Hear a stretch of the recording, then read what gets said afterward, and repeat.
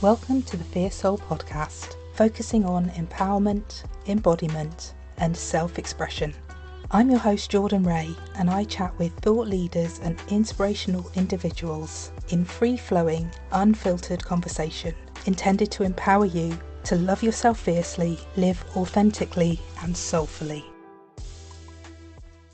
Welcome back to another Fierce Soul episode, and this week I am joined by the lovely Melanie Griffiths. Melanie describes herself as a movement maven, cancer thriver, life adventurer, and integrity enthusiast.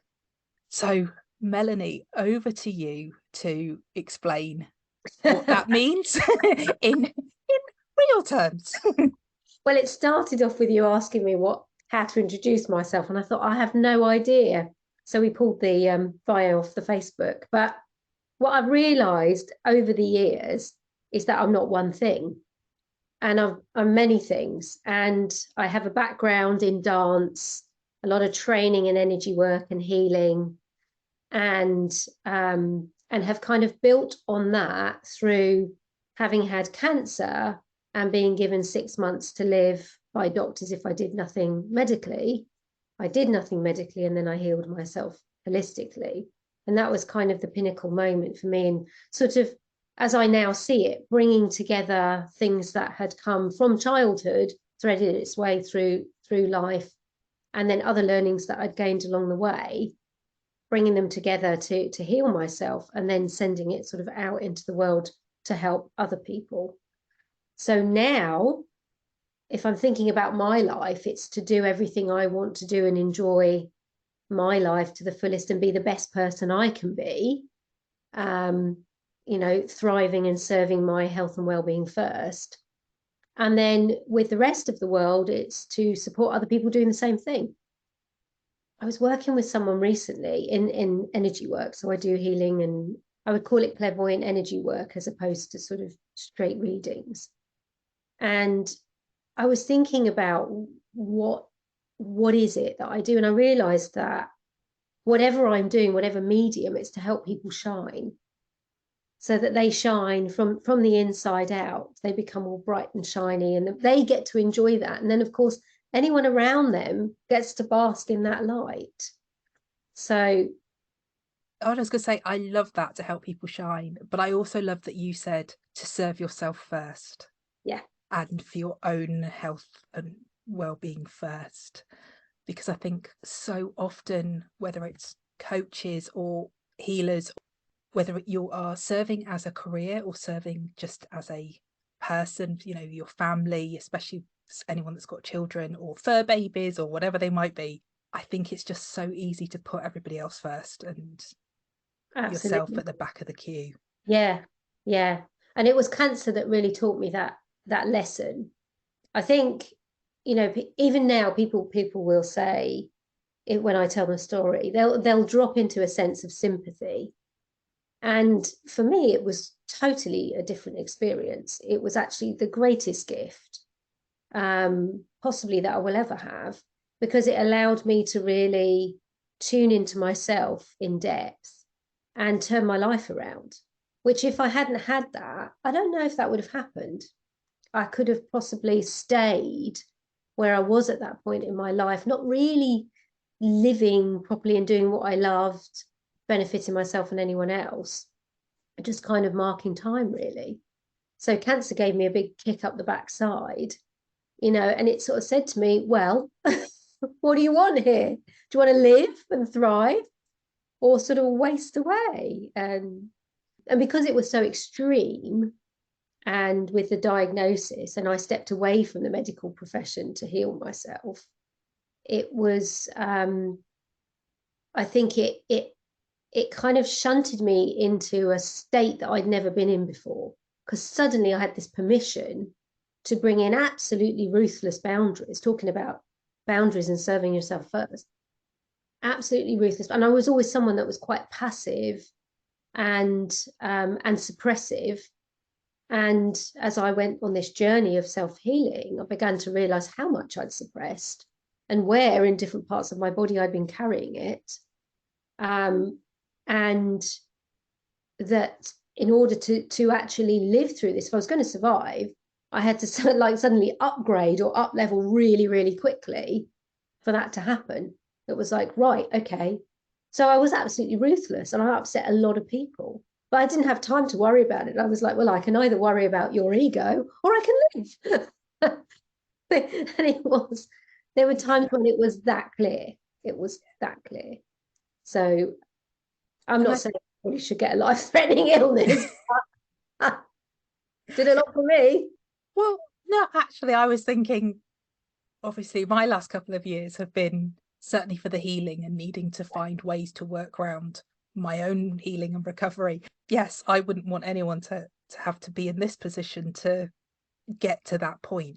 Mine wasn't, like you said, life-threatening, but it was the lesson of, I knew I needed to get that balance in my life. For me, it was between work and everything else and the pressure of work. And yeah, something through that pebble in the mix and just went, well, now's the time. You haven't decided and you haven't done it yourself, so here you go, we're going to take it for you, and you've got to learn how to balance and not be running on stress and not be running on all of that crazy chemicals that are whizzing around your body. Yeah, absolutely. And I think it's something that I think the COVID thing threw everybody into that mix to look at that for themselves. Some people looked at it, carried the information, went with it. Other people looked at it, went, no, I'm just going to go back to where I was before.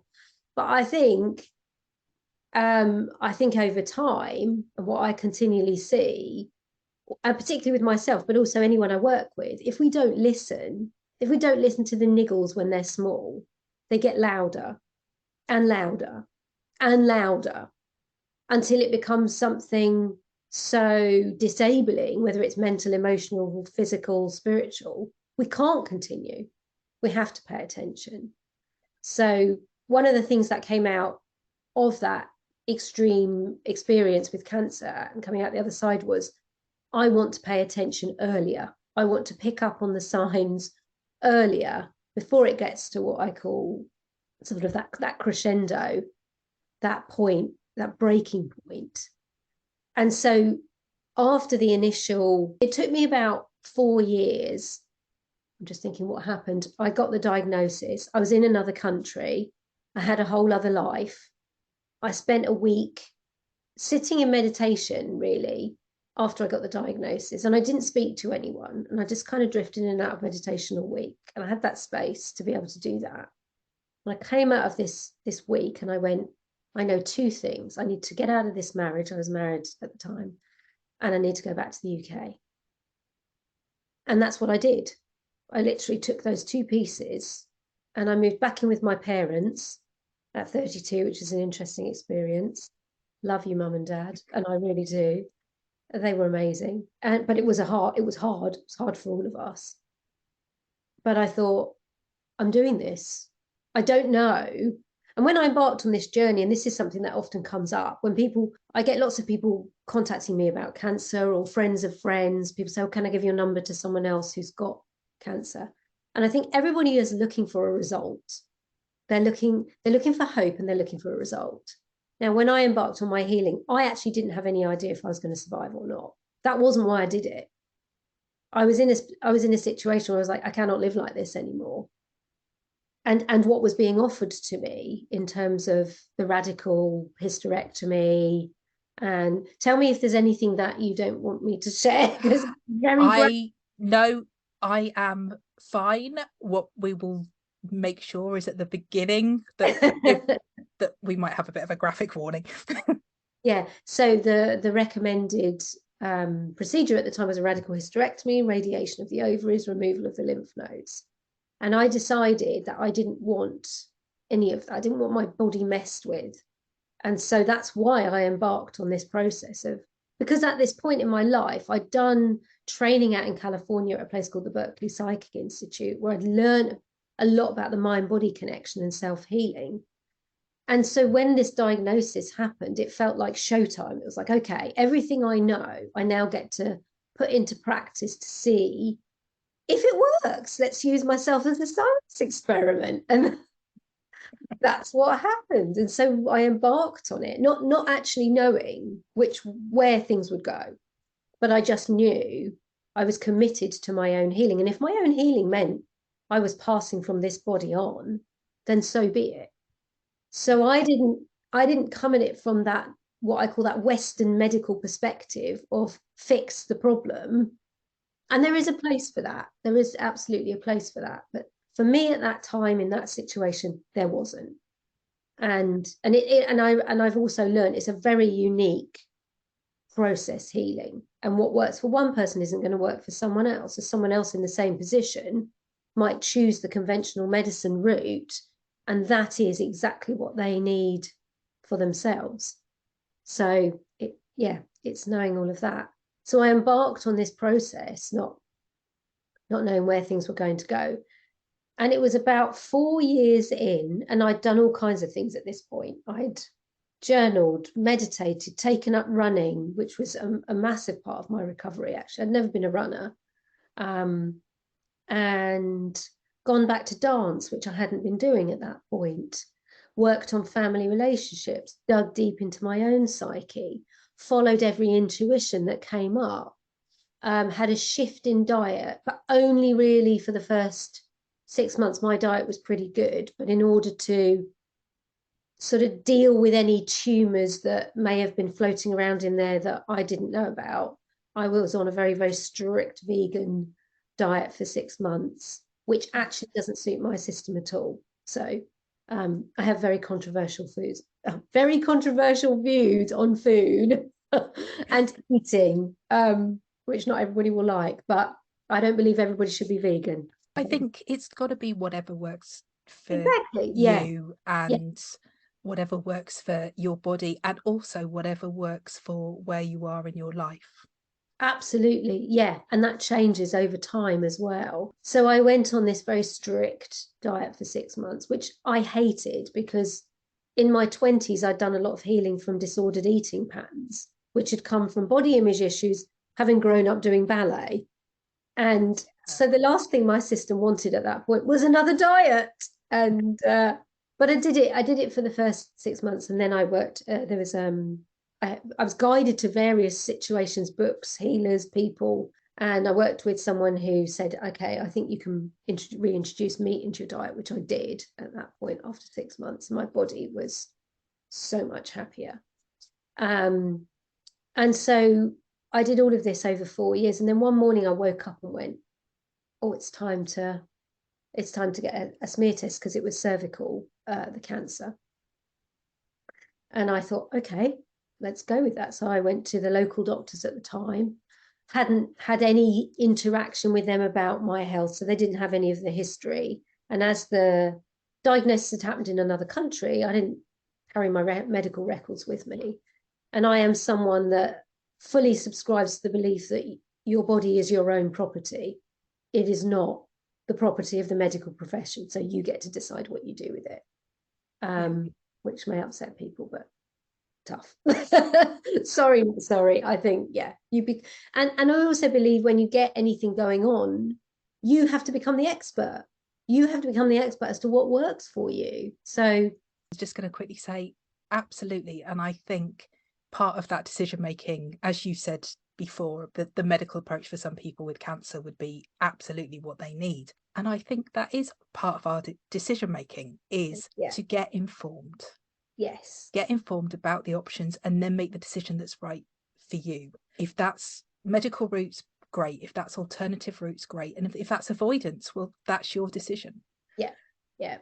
I think probably what down the line would be the best place would be for the holistic and the conventional medicines to meet in the middle and work together. That would be the best marriage because they both have place. So I went and I had a smear test done and it came back clear. And I was like, oh my God, this stuff works. And you spoke about obviously moving back in with your parents and how great your parents were. But one of the things I was curious about was the people that were around you that were close to you. How did they feel about you going down there? That's so interesting. So I had lost touch with a lot of people when I went to the States. So this is 25 years ago, we didn't have we just about had the internet, I think. Yeah, not even properly, but yes. Not even properly, yeah. I remember still writing letters, and we didn't have mobile phones. So it was quite easy to lose touch with people because you didn't have that continual connection. So I'd lost touch with people. So when I came back, I didn't resume previous friendships, really. There were a few people, there's a few close friends that I got in touch with. I can think of 3. And I made the decision that first year I didn't want to see anybody. I didn't want anything to do. And all 3 of these people, amazing, still in my life, and were able to, whether it was conscious or unconscious on their part, I don't know, able to hold space for that. Because I knew I needed... Hi, dogs. I knew that I needed to have a clear head energy field, sort of untainted from anyone else's thoughts, sympathy, perspectives on what I was doing. I just knew I needed to kind of distance myself from that. And so that's what I did, definitely that first year. I didn't want to have to explain myself. So that was where I was. And then I wasn't really close to family at the time. I think my mum really struggled with things, and she wanted to, I would describe myself as an introvert and her as an extrovert. I would say when I'm like a cat. If something goes awry with me, I withdraw inside and process in my own time and space. She is the opposite. She needs to go and talk to all her friends about everything. And I remember having this conversation with her. I don't know if she remembered this, but I forbade her from gossiping about my cancer. I think she ignored me. I don't know. So we have very different ways of processing. So yes, and I think my dad as well, I think they both struggled, and neither were particularly adept at the time with emotional expressing. And particularly my dad, I remember very early on coming back, and we weren't discussing my cancer, but he was getting very angry with how the double glazing was being installed. That sort of misplaced. And I remember thinking, oh, I think but I was kind of too busy. It was like, actually, I just need the rest of the world to go away while I sort myself out. That was where I was. I was like, you know what? You're not my problem, because if you become my problem, I might not survive. This is the best chance I've got. I've got to do this. And I was fortunate that, I didn't have children. I had the space in my life to be able to be that self-centered. But I do think it's a role model on kind of how we should be thinking, really, because without looking after ourselves first, we've got nothing to give anyone else anyway. It's that fill up your own cup and oxygen mask on first, and any other metaphor and analogy you can think of. Exactly. And then other family members a bit more distant, I wasn't close to. There were definitely some areas within family relationships I had to work on. There was some stuff that needed healing there. I've since reconnected with some old school friends that I didn't get back in touch with when I first came back. And one of them I had a conversation with, and she said, was it us? Had it something to do? And I said, no. I said, I just knew I needed deep space. I needed to actually be really, really ruthless with my time and energy where I put myself. And you do something like that, some people can't cope with it. They need to step away. It doesn't feel right to them. And other people are like, okay, that's fine. That's what you need to do that. Yeah. Well, and I think the diagnosis in itself as well can bring up so much for other people that is nothing to do with you as the individual. The C word. That's what I call the C word. Yes, absolutely. And I think everyone's got a connection, whether it's friends, family, even if they haven't had their own experience. Everyone's got their own story. Yeah. And everyone's got their own opinion of how you should address it and whether you should do the medical route or the alternative. Or I think in a lot of ways, having not been there and not had that experience of using your words being a cancer thriver, it's a very hard one to think about how I would need to respond. Yeah. And you probably wouldn't know until you're in the position, because I think it's that level of primal survival that brings out your true colors. And I think sometimes, whether we want to or not, because it's sort of social etiquette, we dilute ourselves a little bit. Even when we're working on being our true selves, we still dilute a bit. We can't go swearing all over the place at times, even if we want to. I don't know. I think I'd be sectioned. Okay. Well, I was going to say, one of the way you were talking, and obviously getting back to everything you wanted to do, one of the programs I love, and I know it's a TV program and entertainment, but it's The Big C. Oh, I love that. And I do love that she is herself. Yeah. And she just goes with everything she wants to do. Yeah. But you're right, there are in reality, there are probably times that people would seriously question. Well, it's really interesting because you bring up a really good point. When I had cancer and I was in that kind of container of healing, I had no trouble being absolutely ruthless with my boundaries. Now, after I got the clear smear, and in the next few years, as I was reintegrating back into life and rebuilding really, because I literally ripped up the floorboards of who I thought I was and rebuilt. That's a powerful. That is what happened. So then as I was kind of reintegrating and putting bits and pieces in, the boundaries slipped. You know, I wouldn't say regressed, but I kind of slid back into places that I'd been in before. I allowed behavior to occur around me that I wasn't okay with. And so it was almost like I had to learn it again, but from a different state. So when I was in that heightened sense of survival, I had permission to go F off kind of thing to whatever I felt like doing that to. But as soon as that kind of heightened level of survival had calmed down a bit and settled, and I was into more of a maintenance level of life, then I started to go, what's going on here? I started to do now. And it's taken, I would say, probably a good 15 years of kind of uncovering various layers of all of that to rebuild the system in a foundational way, I think, where you make those changes and they stay.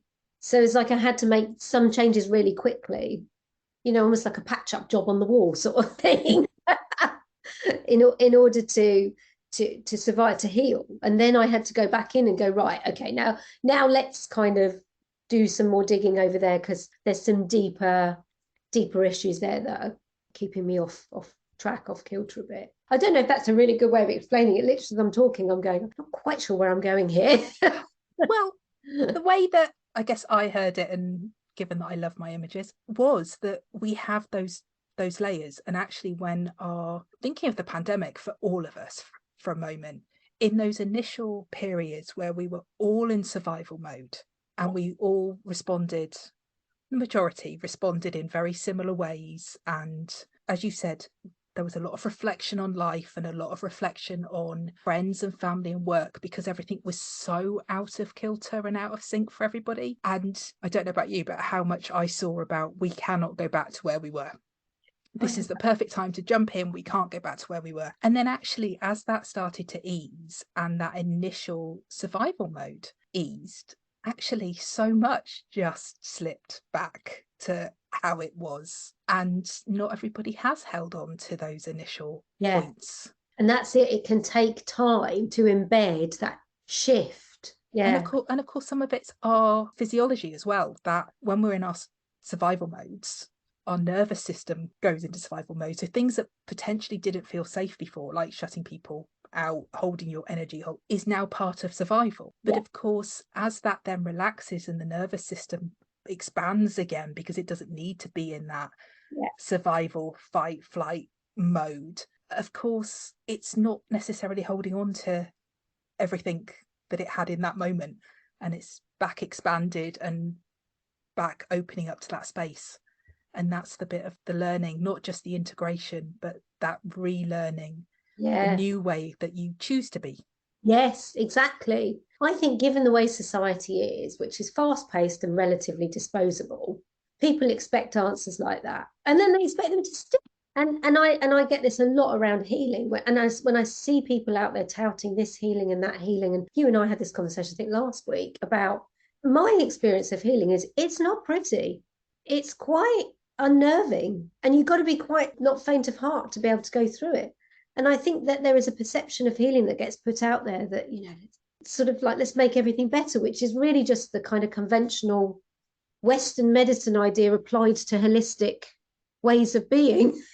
In my mind, that's how I see it. I'm like, well, hold on, that's just the same as that, but you're doing it without drugs. And I think with healing, there can be transformational shifts. I think there can be changes that occur overnight. So I'm not knocking the people that say you know you can have this, but I think what it dismisses is that ongoing integration period. Because yes, you can transform in the moment. Yes, you can have that mindset flip or release whatever it is from your body, whatever your healing process is. But it's then integrating that into your everyday life with everything else that's going on.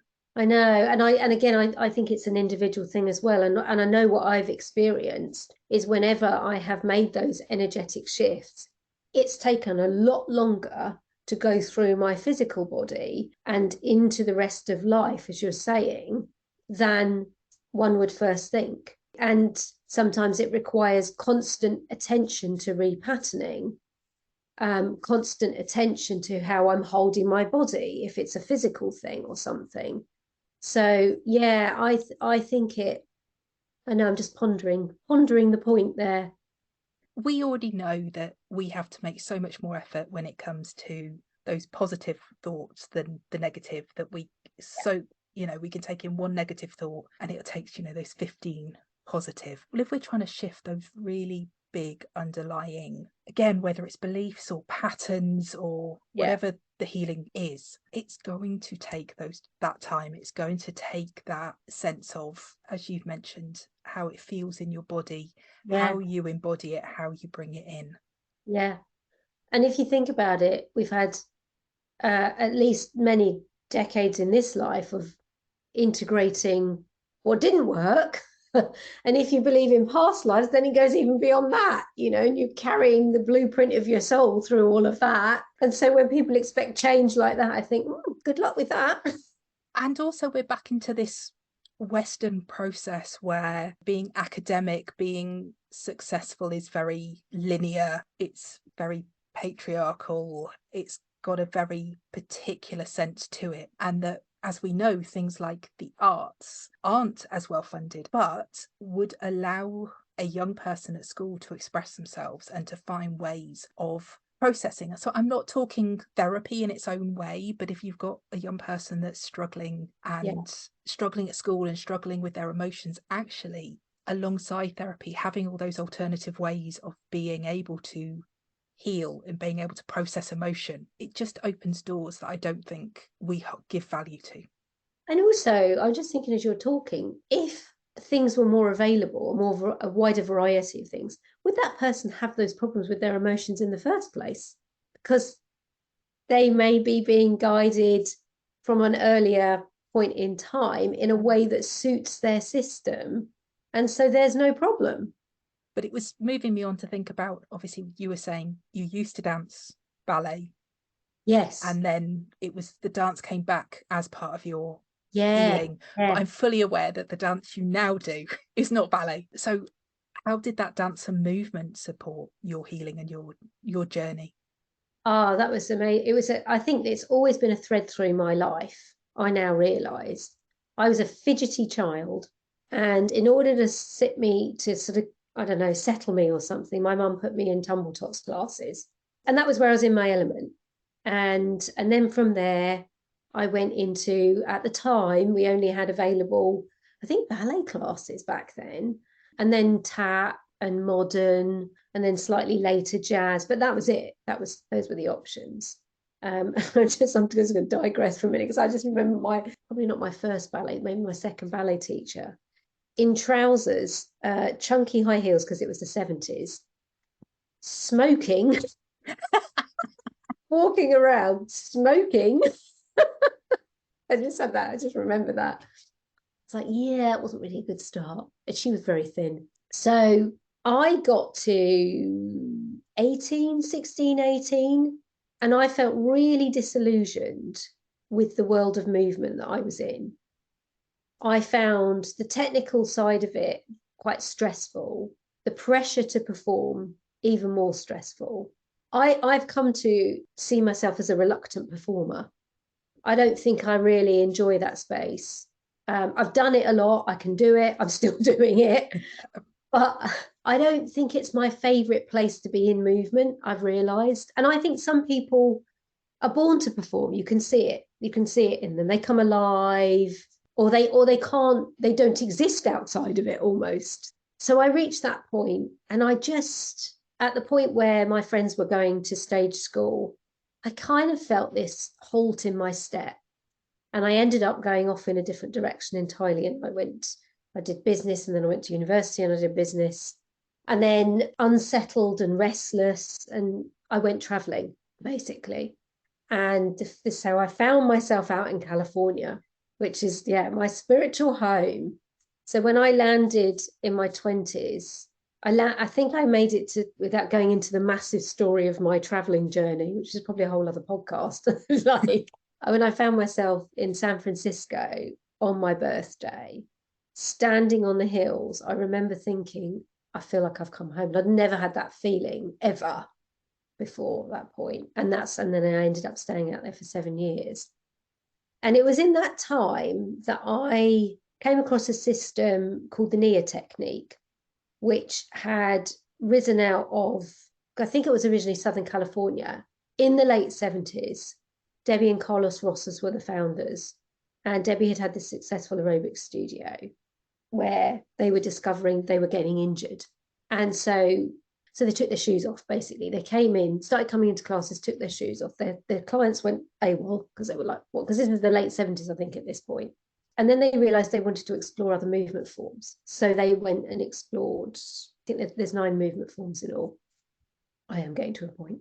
And NIA was born, which was basically a hybrid of martial arts, dance arts, and healing arts. So you had things like yoga, Feldenkrais, jazz dance, modern dance, taekwondo, aikido, tai chi. They went and studied all these things, and then they created this NIA system. So fast forward several years, me in California.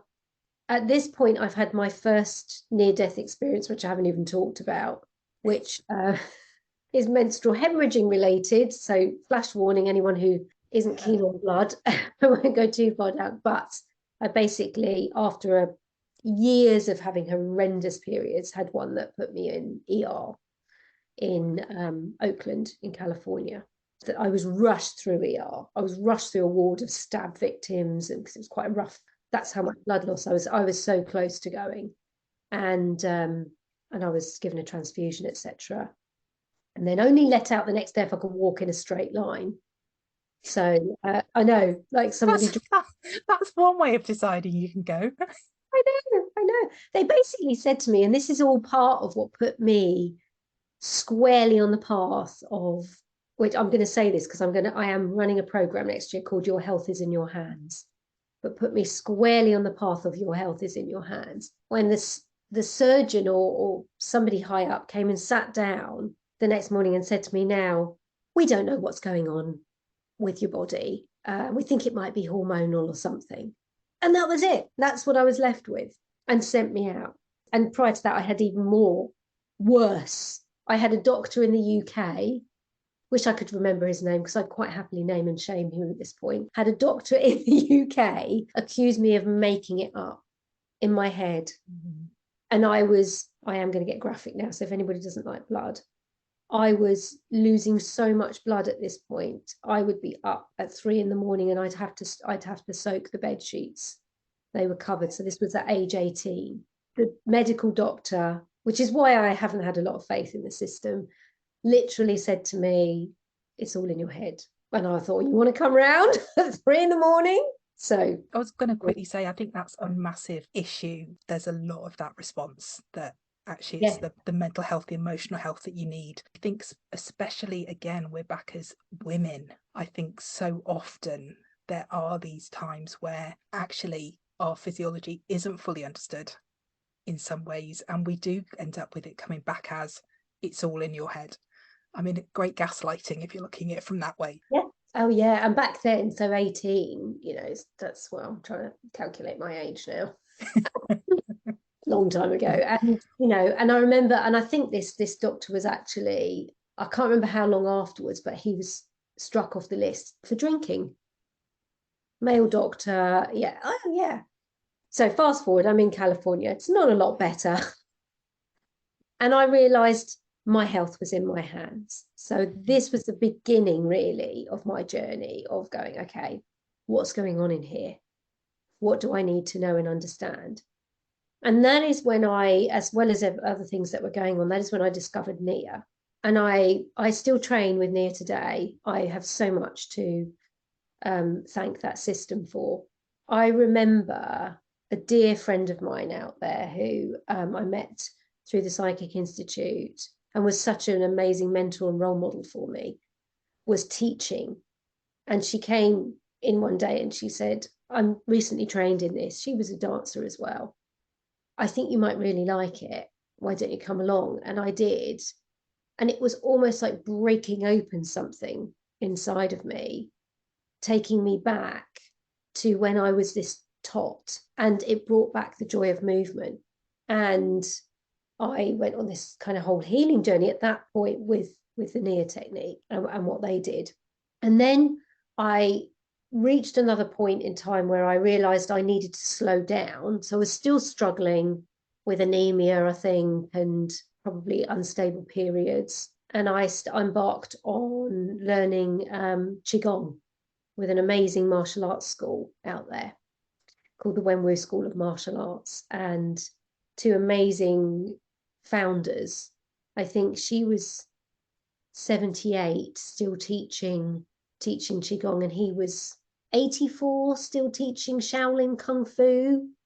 Mel, I'm aware we have spoken so much about your healing journey, your dance journey, and we're still not finished. And we haven't even touched on how you help people shine their light. So would you come back for part 2 and yes, absolutely, share the rest of it? Yes, yeah. Brilliant. Yeah. In that case, we will all look forward to hearing the rest of your journey. Thank you so much, Jordan. Thank you for joining me for another Fierce Soul conversation. To find out more about me and my work, please see the links in the show notes. And of course, don't forget to like, share and subscribe. I look forward to you joining me next time.